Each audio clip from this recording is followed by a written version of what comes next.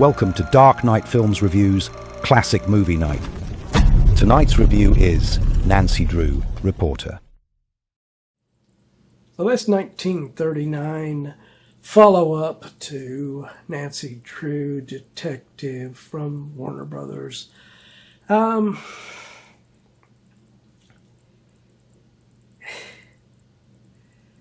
guess Nancy Drew Detective was a success enough at the box office that Warner Brothers decided, hey, we might as well carry over everything that we did in that previous film, even though none of it was really like Nancy Drew in the books that this is supposed to be based on. So, Nancy Drew Reporter is basically the same thing redone over. Bonita Granville is exactly the same as she was in that film. And there is no mystery with her character because she is not solving any mysteries, because Warner Brothers seems to like to just throw shit at her and then let her figure it out because of that. Instead of having her actually investigate and then find these things out, she instead is just having things thrown to her feet. Like, for instance, she's leaving the courthouse where she watched a murder trial as a reporter, supposedly, and she's getting ready to leave, and one of the villains that's responsible for the murder gets in his car trying to leave the courthouse and runs into her car, causing her to chase after him. And that is the reason why she figures out certain things. Because of that. Some freak stupid shit that had nothing to do with her, but because we have to put Nancy involved in this, instead of just letting her do her thing like in the books, we're just going to throw it at her feet. Then she doesn't have to figure things out. We just give it to her.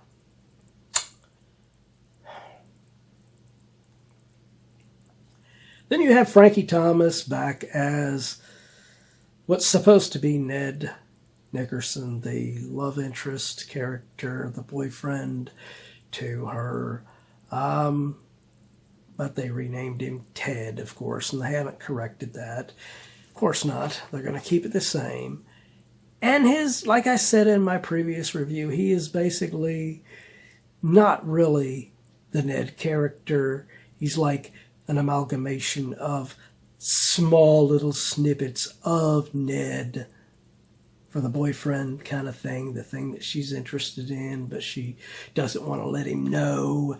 And then having him play the part of Helen Corning, because Bess and George had not been introduced at this point in the books.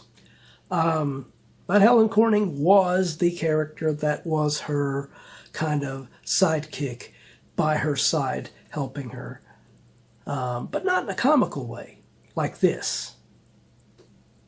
This throws the Helen Corning stuff onto Ted and has him basically doing goofy shit for comic relief in the film.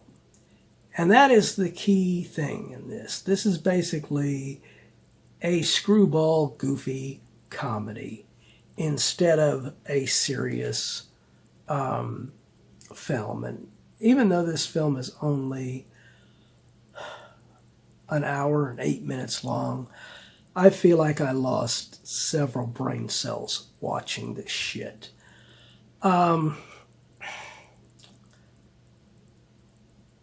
this is not the end of this.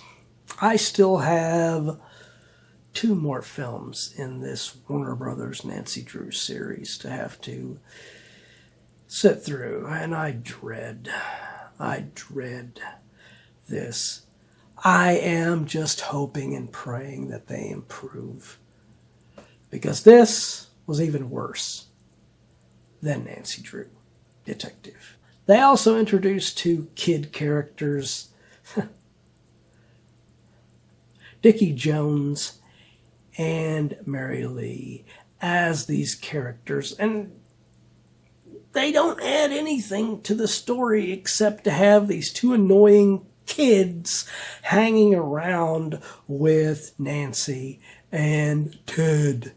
And it's, number one, Dickie Jones is consistently doing this stupid Donald Duck impersonation,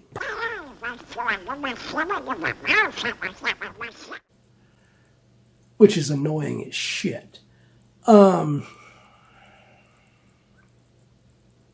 So, needless to say, this is worse. And then they add a musical number where they sing. It is so out of place to have Bonita Granville, Frankie Thomas, and these 2 brat kids sitting up here singing, even though Mary is quite the singer. She's awesome. She's got the best voice out of them all, but this is not a musical. This is a Nancy Drew film. Idiotic. And then they have a Helen character mentioned in this. And I was thinking, really? Are they actually going to introduce Helen Corning? But no, it's just a character named Helen. It's not really Helen Corning that they were introducing to this story. The saving grace of this film is John Litel as Carson Drew once again. He's probably the only one in this that actually feels like a character that is directly from the books. And that's probably because he's an older actor and he knew what the books required of him to play this character. Unfortunately, Warner Brothers wasn't making any of the other actors in this play their characters from the books. They just let them be these dorky-ass young characters. And it's insufferable. So my final review for Nancy Drew Reporter.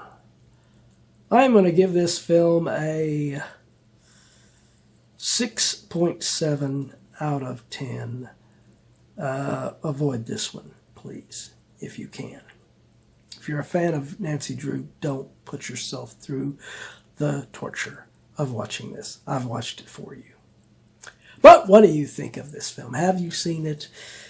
Do you agree with my review? Do you disagree? Let me know in those comments down below. And as usual, if you enjoyed this video, do not forget to like, share, and subscribe. And don't forget to click that bell icon so you can be notified about future videos just like this one. And while you're by the subscribe button, click that join button and become a Dark Knight fan. As a Dark Knight Fan Plus member, you have access to an area on the channel where you can request a movie, TV series, or ranking video of your choosing. And when that video goes up, it will go up for all Plus members prior to it going up on the schedule for all other users. So if you want to get interactive and help me to get more movies on this channel that I might not normally cover, become a Plus member. Well, that's the end of another Classic Movie Night. If you missed last week's Classic Movie Night, check out the link above.